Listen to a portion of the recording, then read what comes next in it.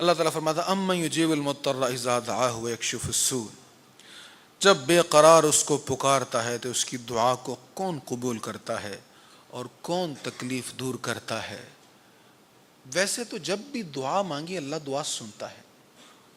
اللہ تعالیٰ نے خود اپنے محبوب کریم علیہ الصلوۃ والتسلیم سے فرمایا، یہ میرے بندے میرے بارے میں پوچھتے ہیں نا کہ میں کہاں ہوں، وَإِذَا سَأَلَكَ عِبَادِي عَنِّي فَإِنِّي قَرِيب، اے میرے حبیب یہ لوگ میرے بارے میں سوال کرتے ہیں تو انہیں کہہ دیں میں قریب ہوں، میں قریب ہوں۔ اور اس کا معنی یوں بھی کیا گیا ہے، اے میرے حبیب جب میری تلاش میں کوئی تجھ تک پہنچ گیا پھر بھلا میں دور ہوں۔ جب تجھ تک کوئی پہنچ گیا، یعنی اللہ کو پانا ہے تو حضور تک پہنچنا ہوگا۔ بخدا خدا کا یہی ہے در، یہیں سے رب ملے گا۔ جو در مصطفیٰ چھوڑے گا خدا کی قسم رب نہیں ملے گا۔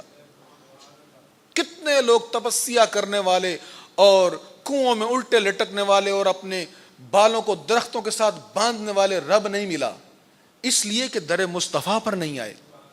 تو جب میرا پتہ پوچھتا پوچھتا میرے حبیب کوئی تجھ تک آیا ہے پھر بھلا میں دور ہوں، پھر تو میں قریب ہوں۔ اجیب دعوت الداع اذا دعان، جب کوئی دعا مانگتا ہے اس کی دعا کو سنتا ہوں، قبول فرماتا ہوں۔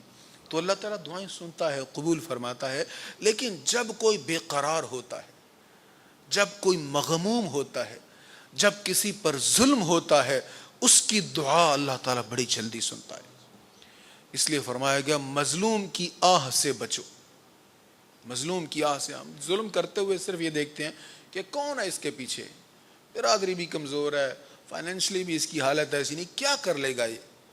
صرف ہاتھ سے مارنا ہی ظلم نہیں ہے، جلی کٹی سنا دینا اور اس کو اس کی اصل کے حساب سے تانے مار دینا، یہ بھی تو ظلم ہے نا۔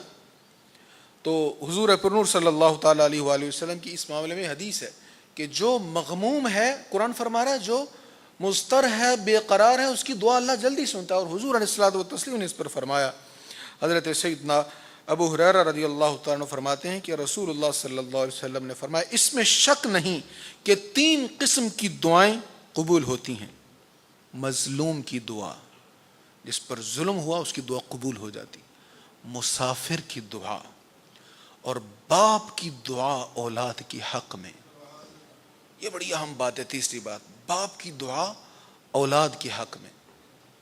ہمارے ہاں نظمیں سب کچھ قصیدے ماں ہی کی شان میں ہیں، باپ کی شان بیان نہیں کی جاتی، حالانکہ حضور پنور علیہ الصلوۃ والسلام نے فرمایا باپ کی دعا فوراً قبول ہوتی ہے، اور باپ کی اطاعت اور فرما برداری کا حکم ماں سے زیادہ ہے۔ خدمت کا زیادہ حق ماں کا ہے، اطاعت اور فرما برداری میں زیادہ حق باپ کا ہے۔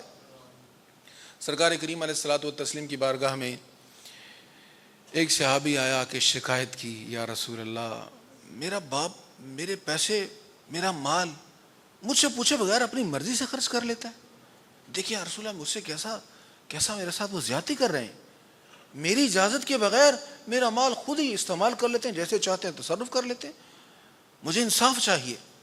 سرکار کریم علیہ الصلوۃ والتسلیم نے باپ کو طلب کر لیا۔ اب باپ بھی صحابی ہے، شکایت حضور کی بارگاہ میں لگائے گی، کیا دل پر گزری ہوگی۔ آج بیٹا باپ کی کسی کے پاس جا کے شکایت لگاتے تو اس کے لیے کتنی شرمندگی کی بات ہوتی ہے۔ اب باپ لرزتا ہوا حضور کی بارگاہ میں حاضر ہوا، کیا کیا کچھ دل میں سوچا ہوگا کہ مصطفیٰ کو میری شکایت لگائی، حضور کیسے ناراض ہوں گے، حضور ناراض ہو گئے تو میرا کیا بنے گا۔